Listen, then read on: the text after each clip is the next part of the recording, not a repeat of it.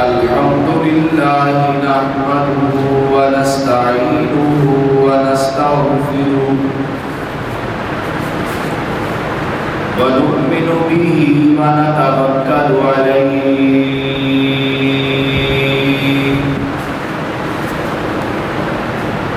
ونعوذ بالله من شرور أنفسنا ومن سيئات أعمالنا من يهده الله فلا مضل له بے شک مومنین کامیاب ہو گئے۔ حضور نبی کریم علیہ السلام نے ارشاد فرمایا، وہ شخص جس نے کلمہ لا الہ الا اللہ پڑھ لیا دخل الجنہ، اللہ اسے جنت میں داخل کرے۔ سبحان ربک رب العزت عما یصفون وسلام علی المرسلین والحمد للہ رب العالمین۔ اللہم صلی علی محمد وعلی آل محمد كما صليت على إبراهيم وعلى آل إبراهيم إنك حميد مجيد۔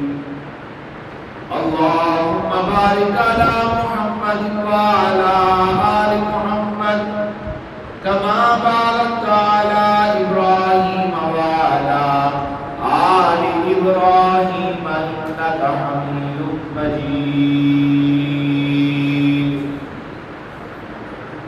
نہایت ہی واجب احترام لائق سب عزت و اکرام میرے بھائیوں، بزرگوں اور عزیز ساتھیوں، اس مالک کائنات کا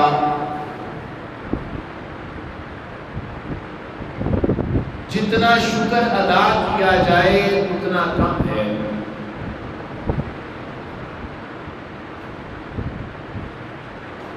کہ اس مالک کائنات نے ہمیں بے شمار نعمتوں سے نوازا۔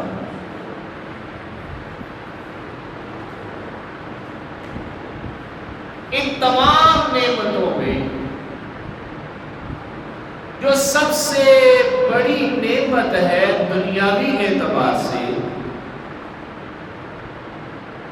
وہ ہے ہمیں اشرف المخلوقات بنایا۔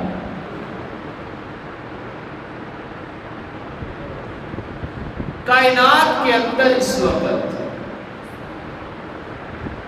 ہزاروں کی تعداد میں اللہ تعالی کی مخلوقات موجود ہیں،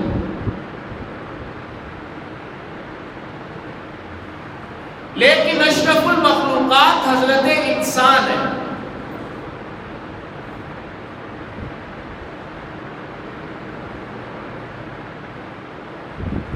جتنی مخلوقات اللہ رب ذوالجلال نے بنائی، پیدا فرمائی، وہ تمام کی تمام مخلوقات اللہ تعالیٰ کے حکم سے معرض وجود میں آئی اور پیدا ہو۔ لیکن جب انسان کو بنانے کی باری آئی تو اللہ رب ذوالجلال نے ارشاد فرمایا، خلقت بیدی، انسان کو میں نے اپنے ہاتھوں سے بنایا۔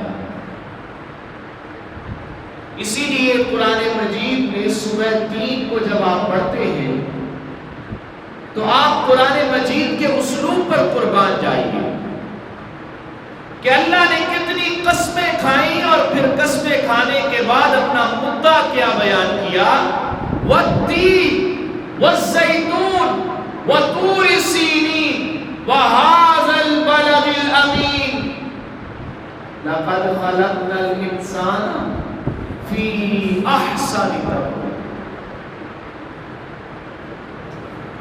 زیتون کی قسم اللہ نے کھائی، انجیر کی قسم اللہ نے کھائی، مکہ مکرمہ کی قسم اللہ نے کھائی۔ 4 قسمیں کھانے کے بعد اللہ تعالیٰ نے مدعا بیان فرمایا، لقد خلقنا الانسان فی احسن تقویم۔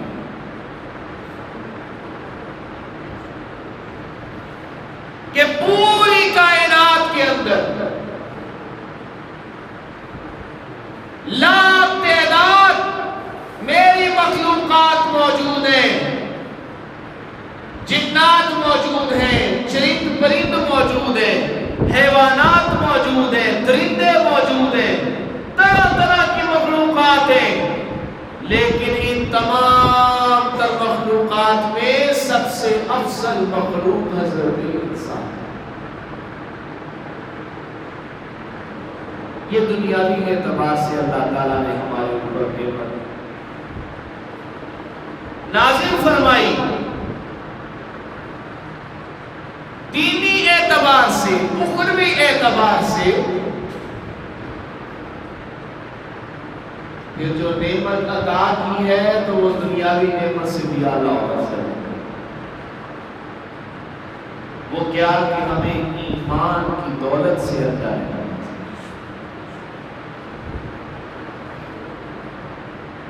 ایمان والو، اس وقت جو حالات ہیں ہمارے ہاں اسلامی جمہوریہ پاکستان کے اندر بھی ایک آبادی ایسی موجود ہے جو پیدا ہوئے، پلے بڑے، جوان ہوئے، بغیر کسی مقصد کے فوت ہو گئے۔ انہیں پتہ ہی نہیں کہ ہم اس دنیا میں اگر اشرف المخلوقات بنا کر بھیجے گئے ہیں تو جتنا عظیم منصب عطا ہوا ہے اتنی بڑی ذمہ داریاں بھی ہیں، بلا مقصد فوت ہو گئے۔ پھر اس سے بھی بڑھ کر افسوس کی بات یہ ہے کہ ان کے نام مسلمانوں والے گھرانے، وہ سو کالڈ مسلمان جہاں پر پیدا ہوئے، لیکن اس کے باوجود زندگی کے مقصد سے ناواقف۔ ایک خاص طبقہ ہے جس طبقے کے اندر شراب عام ہے، حرام کاری عام ہے، جوا عام ہے، ناچ گانا عام ہے، ہر وہ برائی جس کی مخالفت اسلام نے کی ہے وہ عام ہے۔ وہ اسی کو عیاشی سمجھتے ہیں اور اسی کو زندگی کا مقصد سمجھتے ہیں، زندگی گزارتے ہیں، فوت ہوتے ہیں، دو چار لوگوں نے بس فرضی طور پر جنازہ ادا کیا اور وہ چلے گئے۔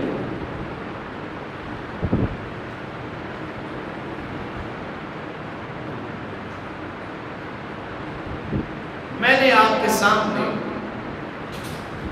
قرآن مجید کی ایک آیت مختصر سی تلاوت کی ہے اور آپ نے اس کا ترجمہ سماعت فرمایا ہے۔ اللہ تعالیٰ نے ارشاد فرمایا قد افلح المؤمنون۔ آج آپ اور میں کامیابی چاہتے ہیں، باپ اپنی اولاد کی کامیابی چاہتا ہے، ماں راتوں کو اٹھ کر مصلے پر اپنے بیٹے کی کامیابی کے لیے دعائیں کرتی ہے کہ یا اللہ میرا بیٹا فلاں امتحان کے لیے جا رہا ہے، اس کو کامیاب کرنا ہے۔ باپ کہتے ہیں میرے بیٹے کو یہ پروجیکٹ ملا ہے، اللہ اس پروجیکٹ کے اندر میرے بیٹے کو کامیاب کرنا۔ یہ ایک الفت ہے، ایک محبت ہے، ایک شفقت والا رشتہ ہے، جس رشتے کے اندر کھچاؤ ایسا ہے کہ بیٹا کامیاب ہوگا تو باپ کا سر فخر سے بلند ہوگا، بیٹا کامیاب ہوگا، بیٹی کامیاب ہوگی تو ماں فخر سے پھولے نہیں سمائے گی۔ یہ اس دنیاوی ماں کا حال ہے جو تجھے دنیا میں لے کر آئی، مجھے دنیا میں لے کر آئی۔ اس عالم اور اس کائنات کے مالک کا کیا عالم ہوگا جو 70 ماؤں سے بھی زیادہ تیرے اور میرے ساتھ محبت کرتا ہے۔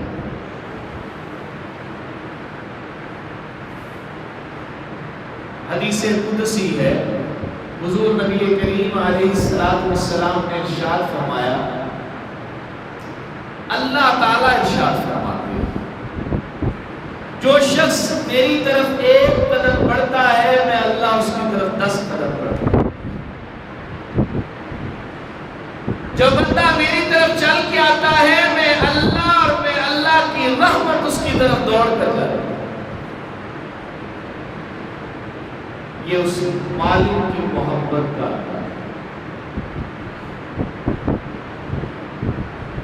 اب یہاں پر احتساب ہم نے اپنا کرنا ہے کہ وہ کون سی جگہ ہے، وہ کون سا معاملہ ہے جس معاملے اور جگہ پر آ کر آپ کے اور میرے درمیان،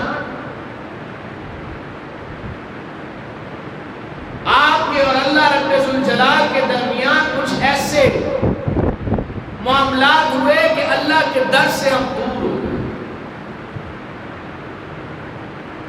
اللہ کے دروازے پر پیشانی جھکائے ہوئے عرصہ ہو گیا.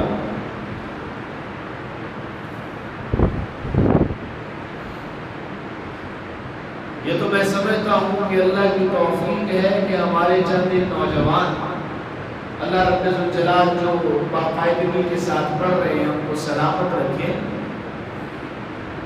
کہ جمعے کے جمعے آ جاتے ہیں.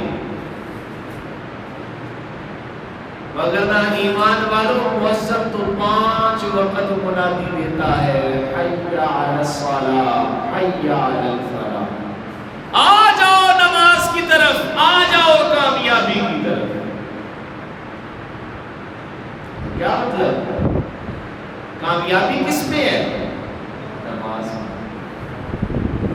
کامیابی دکانداری میں نہیں ہے، کامیابی کاروبار میں نہیں ہے، کامیابی بڑے عہدے میں نہیں ہے، کامیابی بڑے منصب میں نہیں ہے، کامیابی دولت مند ہونے میں نہیں ہے، کامیابی کسی دوسرے کے حق کو ڈاکہ مار کر اپنا پیٹ بھرنے میں نہیں ہے، کامیابی کسی یتیم کا مال کھانے میں نہیں ہے، کامیابی کسی غریب کا حق مارنے میں نہیں ہے، کامیابی کہیں پر ڈی سی اے سی لگ جانے میں نہیں ہے، بلکہ حقیقی کامیابی اللہ کے دروازے پر آ کر اللہ کے حضور سر بسجود ہو کر اپنی پیشانی کو جھکا کر اس بات کو تسلیم کرنے کا نام ہے کہ یا اللہ میری پیشانی کے بال تیرے ہاتھ میں ہیں اور میرے تمام تر معاملات تیرے قبضے قدرت میں. اگر یہ بات ساتھ ہے، یہ اے سی ہے تو کامیاب ہے، ڈی سی ہے تو کامیاب ہے، دولت مند ہے تو کامیاب ہے، پیسے والا ہے تو کامیاب ہے، کاروباری ہے تو کامیاب ہے، نماز پڑھ رہا ہے، دکانداری بھی کر رہا ہے تو کامیاب ہے.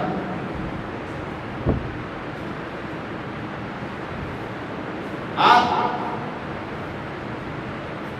میں سے اکثر احباب جب فون کرتے ہیں، رابطہ کرتے ہیں، مولوی صاحب پریشانی ہے، کاروبار بھی ٹھیک ہے لیکن برکت نہیں ہے. تو میرا سوال ہوتا ہے کہ جب اذان ہوتی ہے تو شکر بند کرتے ہو،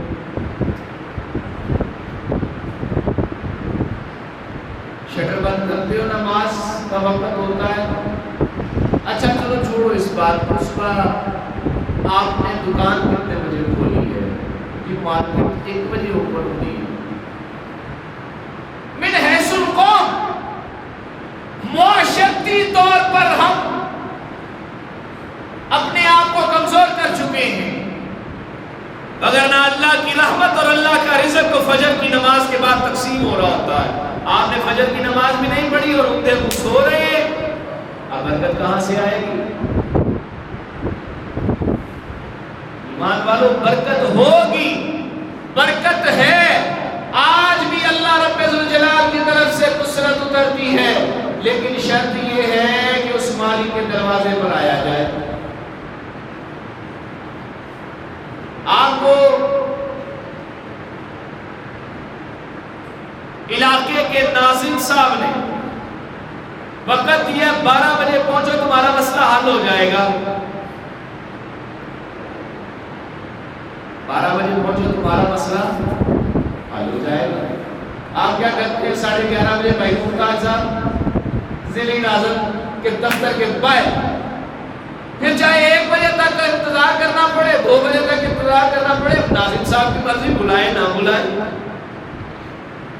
لیکن اپنے کام کے لیے کھڑے ہیں، اور میرے بھائی دنیاوی کام میں کامیابی کے لیے ذلی نالم کے دفتر کاٹتا ہے، تحصیلدار کے، پٹواری کے دفتروں کے چکر کاٹتا ہے، حقیقی کامیابی کے لیے اس کے در اور اس کے دروازے پہ چکر کیوں نہیں کاٹتا جو سب کا مالک ہے؟ اسی لیے تو اللہ نے اعلان فرمایا جب ایمان مضبوط ہوگا، جب ایمانی طور پر مضبوطی ہوگی، پریورٹی نماز ہوگی، اللہ کے در پر جھکنا ہوگا، تو پھر اللہ بگڑیاں بھی بناتا چلے جائیں گے،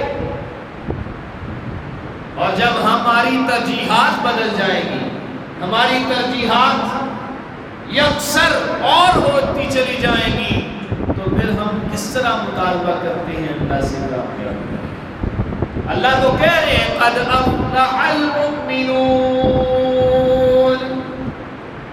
ایمان والے کامیاب ہو گئے، صرف کامیاب نہیں ہوئے، حضور نبی کریم علیہ الصلوۃ والسلام نے ارشاد فرمایا من قال لا الہ الا اللہ دخل الجنہ، جس کسی شخص نے ایمان کے ساتھ، تصدیق قلب کے ساتھ لا الہ الا اللہ، اے اللہ تو وحدہ لا شریک ہے، تیرا کوئی شریک نہیں، اے اللہ تو وحدہ لا شریک ہے، تیرا کوئی شریک نہیں، نہ تیری صفات میں کوئی شریک ہے، نہ تیری ذات میں کوئی شریک ہے، نہ تیری صفات کے تقاضوں میں کوئی شریک ہے۔ حضور نے فرمایا جب کوئی شخص اس بات کا اقرار کر لیتا ہے، تصدیق کر دیتا ہے لا الہ الا اللہ داخل الجنہ، اللہ کے قبضہ قدرت میں ہے کہ اللہ بغیر حساب کتاب کے اسے جنت میں داخل کر دے۔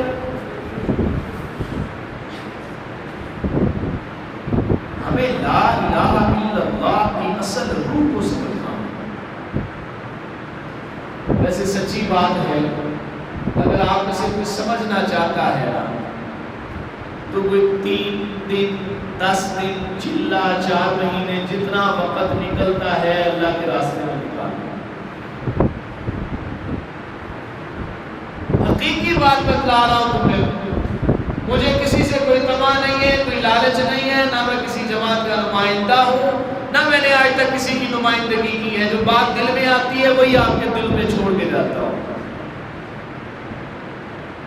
لیکن جماعت کے اندر جب آپ رہتے ہیں 24 گھنٹے اللہ والے ماحول کے اندر، مسجدوں کے اندر، اور جناب درویشوں والی زندگی گزار رہے ہیں، حاضر service colonel, brigadier, general, major, captain اللہ کے راستے میں نکل کر تمہارے جوتے سیدھے کر رہے ہوتے ہیں، وہاں پر ایمان بنتا ہے، وہاں پر لا الہ الا اللہ کی اصل روح سمجھ آتی ہے۔